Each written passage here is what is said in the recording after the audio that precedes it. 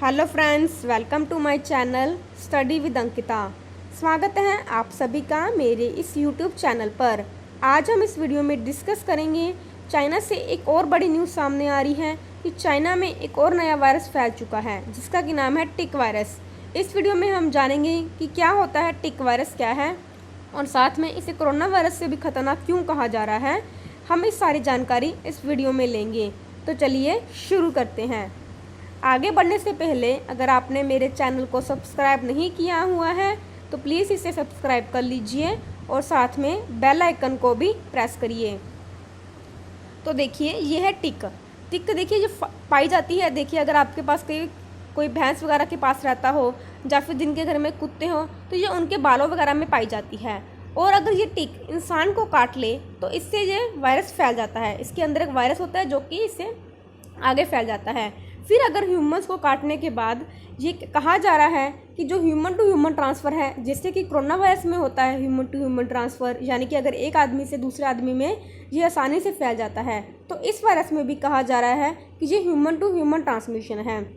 और अब देखिए जैसे कि हम कोरोना वायरस जो वायरस था ये पहले भी एग्जिस्ट करता था, बट अब जो वायरस आया है उसने अपने आप को म्यूटेट कर लिया है, यानी कि उसके पास हमारी कोई वैक्सीन नहीं है। वो एक तरह का बिल्कुल नया वायरस बन चुका है जिसे कि हम नाम देते हैं नोवल कोरोना वायरस। नोवल मतलब इंग्लिश में नोवल का मतलब होता है कि जो वायरस, जो चीज़ बिल्कुल नहीं हो। तो ये वायरस भी ऐसा नहीं है कि ये पहली बार सामने आया है, ये पहले भी इसके बहुत सारे केसेस आ चुके हैं। बट अब जो ग्लोबल टाइम्स है, चाइना का जो पब्लिक न्यूज़पेपर है, वो इसे नाम दे रहा है कि ये एक नोवल वायरस है। नोवल मतलब कि ये फिर से एक न्यू वायरस है, यानी कि हमारे पास इस वायरस की अभी कोई जानकारी उपलब्ध नहीं है, ठीक है ना। इसे न्यू वायरस का नाम दिया जा रहा है, तो इसलिए ये और ख़तरनाक हो सकता है। और सबसे बड़ी बात, अगर आप देखिए इसका वायरस का कोरोना वायरस से कंपैरिजन ही कर लेते हैं हम, तो देखिए अगर कोरोना वायरस 100 लोगों को होता है तो 100 लोगों में से जो मरने के चांसेस होते हैं, यानी कि जो फर्टिलिटी रेट होता है वो होता है 2 से 3 लोगों का। और ये कहीं कहीं तो 1% का फर्टिलिटी रेट दिखाया गया है। बट अगर इस वायरस की हम बात करें तो इसमें अगर 100 लोग इन्फेक्टेड होते हैं तो कम से कम 16 से 30% तक फर्टिलिटी रेट है, यानी कि 16 से 30 लोग मर सकते हैं इस वायरस से। और अगर ये बुजुर्ग पॉपुलेशन में होता है तो ये वायरस तो और भी ज़्यादा खतरनाक, इसकी जो फर्टिलिटी रेट है वो और भी ज़्यादा बढ़ सकती है। तो ठीक है ना, ये है टिक वायरस। आगे हम इसके बारे में और पढ़ते हैं, ठीक है ना।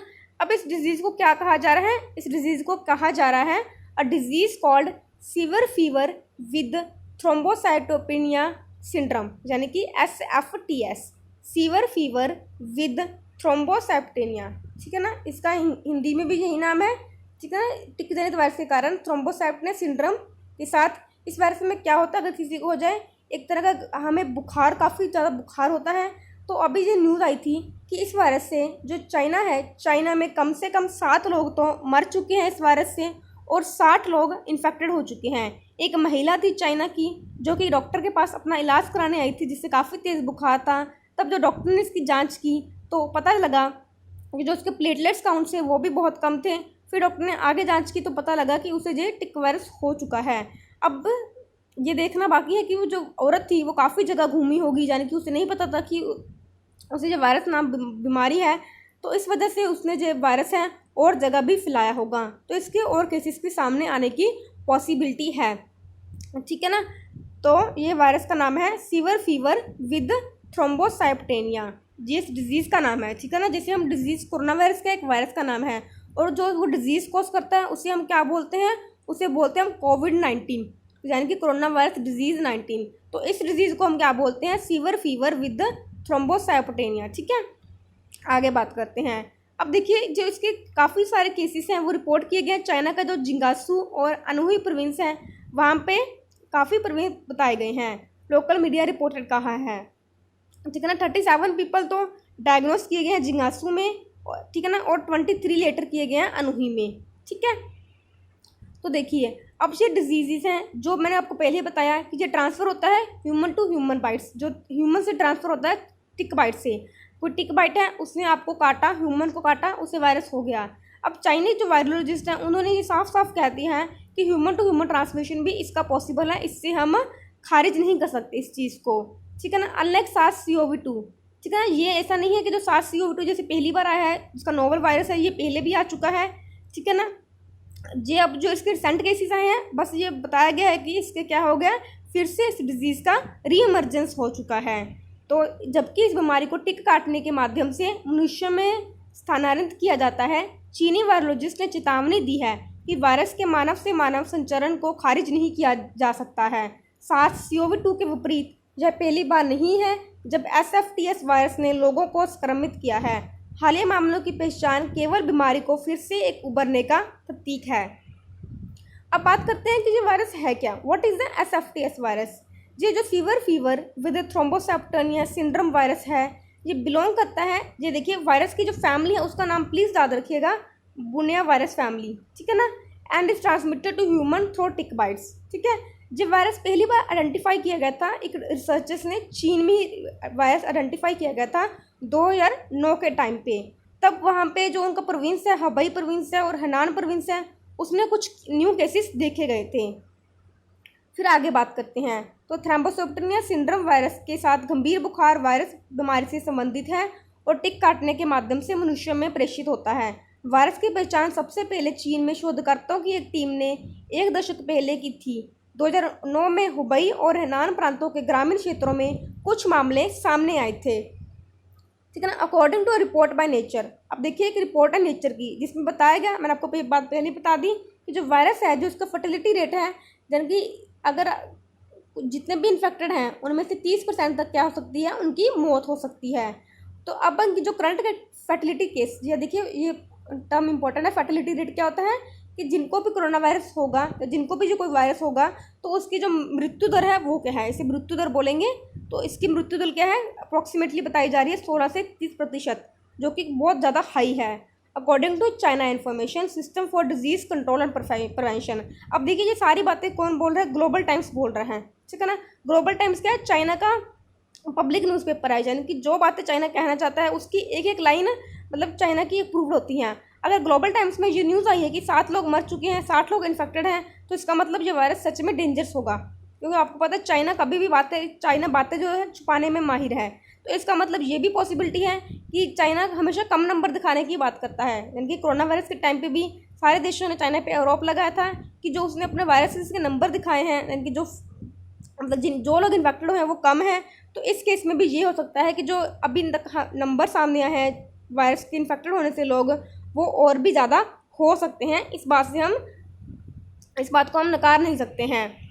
फिर आगे बात करते हैं, शोधकर्ताओं की एक टीम ने समान लक्षणों को प्रदर्शित करने वाले लोगों के एक समूह से प्राप्त रक्त के नमूनों की जांच करके वायरस की पहचान की। नेचर की एक रिपोर्ट के मुताबिक वायरस से संक्रमित लोगों में से कम 30% की मौत हो गई।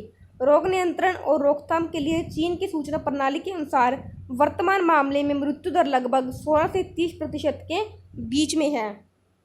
अब देखिए जिसमें जो रेट से जो फैलता है बीमारी और इसका जो हाई फर्टिलिटी रेट है, यानी कि उच्च घातक दर के कारण इसे जो SFTS के वायरस को जो लिस्ट किया गया है वर्ल्ड हेल्थ ऑर्गेनाइजेशन के द्वारा, इसमें टॉप 10 प्रायोरिटी डिजीज़ में लिस्ट किया गया है। यानी कि हमें इस डिजीज़ को सबसे पहले टॉप 10 लिस्ट में रखा गया है कि इस डिजीज़ का हमें ठीक करना है। तो देखिए जो आप बताइए, जो WHO हेल्थ ऑर्गेनाइजेशन है इसका हेडक्वार्टर है जिनेवा में, और इसके जो मतलब चेयरमैन है, प्रेसिडेंट है, जो भी आपको हो, वो क्या है टेड्रस एडिनोम, जो कि कहाँ पे, इथोपिया में। आपको भी रिसेंटली पता होगा कि USA ने जो वर्ल्ड हेल्थ ऑर्गेनाइजेशन था उससे फॉर्मली क्या कर लिया है, विड्रॉ भी कर लिया है, ठीक है ना। तो वायरोलॉजिस्ट ने कहा है, बिलीव किया है कि जो एशियन टिक है उसका नाम देखिए क्या है, ये देखिए नाम है हीमाफाइलोसिस लोंगिकॉर्निस। ये है इसका प्राइमरी वेक्टर, यानी कि जो इसको वाहक करता है, ठीक है ना, वायरस को, यानी कि जो वायरस को आगे लेके जाता है, तो इसका नाम याद रखिएगा हीमाफाइलोसिस लोंगिकॉर्निस, ठीक है। तो देखिए अब ये बीमारी से सबसे ज़्यादा लोग कौन मतलब संक्रमित होने के चांसेस हैं, तो जो फार्मर्स हैं, यानी कि जो खेतों में काम करते हैं, जो हंटर्स हैं, जो जानवरों के पास रहते हैं, या फिर जिनके घर में पेट्स हैं, उनको भी ये बीमारी होने के चांसेस हैं। पर्टिकुलरली काफ़ी वल्नरेबल हैं डिजीज़ में, ठीक है, क्योंकि वो रेगुलरली कंटेक्ट में आते हैं एनिमल्स में, जो कि ये वायरस कनेक्ट कर रहा है, जिसका नाम है हीमाफाइलोसिस लोंगिकॉर्न टिक, ठीक है ना। क्योंकि मैंने आपको बताया कि जो टिक है जो जानवरों में ही पाई जाती है, हालांकि ये जो जानवरों को पाई जाती है तो जानवरों को इन्फेक्ट नहीं करती है बिल्कुल भी, ठीक है ना, ये इंसानों को ही इन्फेक्ट करती है। तो अब देखिए जो इसके सिम्टम्स क्या हैं, अगर किसी को SFTS वायरस हो गया तो इसके सिम्टम्स क्या नज़र आने लगेंगे। तो इसमें वाइड रेंजेस ऑफ सिम्टम्स हैं, जैसे कि फीवर हो सकता है, आपको बेहोशी, फेटिग, चिल, ठीक ना, हेडेक हो सकता है, डायरिया की प्रॉब्लम हो सकती है, वोमिटिंग, एब्डोमिनल पेन मतलब आपके पेट में नीचे दर्द हो सकता है, कॉन्जक्टिवल कंजेशन एंड सो ऑन, ठीक है ना। तो रोग से पीड़ित रोगियों में आमतौर पर लक्षणों की एक पूरी श्रृंखला का अनुभव होता है, जिसमें कि बुखार, थकान, ठंड लगना, सिर दर्द, दस्त, उल्टी, पेट में दर्द, कॉन्जक्टिवल कंजेशन इत्यादि शामिल हैं। इनकी इसकी काफ़ी बड़ी लिस्ट है। तो अब देखिए, और कुछ जो अर्ली वार्निंग साइंस के डिजीजेज हैं उसमें क्या होता है कि आपको बहुत तेज़ बुखार हो सकता है, थ्रोम्बोसाइटोपेनिया, इसका मतलब क्या होता है कि जो आपके प्लेटलेट्स हैं वो भी काफ़ी कम हो जाते हैं इसमें, और जो आपकी जो ल्यूकोसाइटोपेनिया मतलब कि जो आपके वाइट ब्लड सेल्स होते हैं वो भी इस बीमारी में काफ़ी कम हो जाते हैं। क्योंकि आपको देखिए, आप इस वर्ड को पहचानने की कोशिश कीजिए, देखो वहाँ पे लिखा हुआ है थ्रोम्बो का मतलब होता है प्लेटलेट्स, ठीक है, थ्रोम्बोसाइट्स। तो और जो पेनिया होता है इसका मतलब होता है लैक होना, किसी चीज़ की लैक, ठीक है ना। तो इसका मतलब कि जब आपके शरीर में प्लेटलेट्स की लैक हो गई है। और फिर देखिए ल्यूकोसाइटो, इसका मतलब होता है वाइट ब्लड सेल्स, फिर पैनिक का मतलब लैक, यानी कि आपके शरीर में क्या हो गया, वाइट ब्लड सेल्स की कमी हो चुकी है, ठीक है ना। और इसकी बीमारी से क्या हो सकता है कि आपका जो मल्टी ऑर्गन फेलियर भी काफ़ी केसेस में ऑब्जर्व किया गया है, यानी कि आपके ऑर्गन भी फेलियर मार सकते हैं, आपको हेमोग्राफिक मैनिफेस्टेशन हो सकता है, और आपका जो सेंट्रल नर्वस सिस्टम है उसमें भी आपको ये दिक्कतें पेश हो सकती हैं। तो देखिए, रोग के कुछ शुरुआती चेतावनी संकेतों में गंभीर बुखार, थ्रोम्बोसाइटोपेनिया या कम प्लेटलेट काउंट और ल्यूकोसाइटोपेनिया शामिल है, जो कि कम सफ़ेद रक्त कोशिका गिनती हैं। अधिक गंभीर मामलों में देखे जाने वाले जोखिम कारकों में बहुअंग विफलता, रक्तस्रावी अभिव्यक्ति और केंद्रीय तंत्रिका तंत्र के लक्षण शामिल हैं, ठीक है ना। अब देखिए, जो केसेस हैं SFT वायरस के, वो क्या चाइना के बाहर भी रिकॉर्ड किए गए हैं? तो जी बिल्कुल, जो चाइना के बाहर भी रिकॉर्ड किए गए हैं। ये वायरस ने एवेंचुअली ट्रैवल किया था to other east Asian nations, कहाँ पे, जापान और साउथ कोरिया में, क्योंकि जो जापान के साथ, जो चाइना के साथ बाउंड्री शेयर करते हैं, ठीक है। अब देखिए, अगर किसी को जो वायरस हो जाए तो फिर उसका ट्रीटमेंट क्या है। तो इस वायरस की भी अभी हमारे पास कोई भी वैक्सीन उपलब्ध नहीं है। Vaccine is to treat the disease is yet to be successfully developed. The antiviral drug है जिसकी हम यूज़ करते हैं, जिसका नाम है रिबाविरिन, जो कि बताया जा रहा है कि इस वायरस में इफेक्ट हो सकती है इस इलनेस को ट्रीट करने में। तो देखिए, ये था हमारा आज का लेक्चर, आशा करती हूँ आपको अच्छा लगा होगा। बस एक अगर आप इसका मैं पॉजिटिव पॉइंट बताऊँ कि इस वायरस का क्या हो रहा है, कि देखिए जैसे कोरोना वायरस फैल गया था, हमारे पूरे वर्ल्ड में फैल चुका था, इस वायरस के फैलने के चांसेस पूरे वर्ल्ड में तो बहुत ज़्यादा ही कम है, क्योंकि हमारा जो पूरा वर्ल्ड है एक पैंडेमिक से पहले ही गुजर रहा है, जो कि कोरोना वायरस, जिसकी वजह से अगर इंटरनेशनल टूरिज्म बहुत कम हो रहा है और जो इंटरनेशनल ट्रैवल है वो भी बहुत रिस्ट्रिक्टेड हो रहा है। और अगर कोई इंटरनेशनल टूरिस्ट मतलब कुछ भी कर रहा है, ठीक है ना, तो उसमें क्या हो रहा है कि हमने एयरपोर्ट्स पे बहुत सारी चेकिंग्स लगा रखी हैं, यानी कि चाइना से कोई भी आदमी अगर आएगा तो उसकी पहले जांच होगी, फिर उसे आगे आने दिया जाएगा, जो कि हमने पहले कोरोना वायरस के टाइम पे इसको काफ़ी सीरियस नहीं लिया था। तो अब कोरोना वायरस के चलते काफ़ी तरह के से लोगों का जो मतलब परिवर्तन आ चुका है, लोग पहले से मास्क लगा रहे हैं, लोगों के रहन सहन में बदलाव आ चुका है, लोग सोशल डिस्टेंसिंग का पालन कर रहे हैं, काफ़ी लोगों को पता चल चुका है। तो इस वजह से ये वायरस आगे फैलने के चांसेस बहुत कम है। तो हम आशा करते हैं कि ये जो वायरस है जो चाइना के अंदर ही कर्टेल हो जाए, यानी कि वहाँ पे इसको केसेस मिलें और वहाँ पे केसेस ख़त्म हो जाएं। तो इसी पॉजिटिव पॉइंट के साथ ये मैं वीडियो ख़त्म करना चाहूँगी। अगर आपको इसकी PDF चाहिए तो you can join me on Telegram channel study with Ankita, and please also subscribe my channel. Thank you.